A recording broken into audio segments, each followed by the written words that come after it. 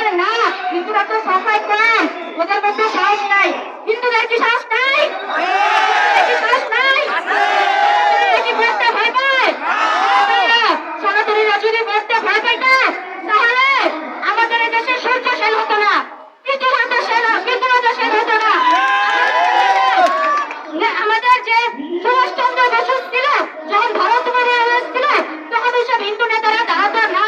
যদি হিন্দুদের মধ্যে ভয় থাকতো বা সনাতনীদের মধ্যে ভয় থাকতো, আমাদের সনাতনীদের মধ্যে ভয় নেই।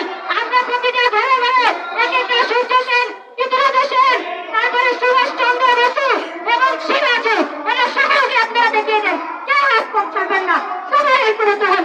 যদি আমাদের প্রাণ দিতে হয় আমরা প্রাণ দেবো, আমরা ভয় পাবো না। আমাদের দাবি আমরা পূরণ করে ছাড়বো।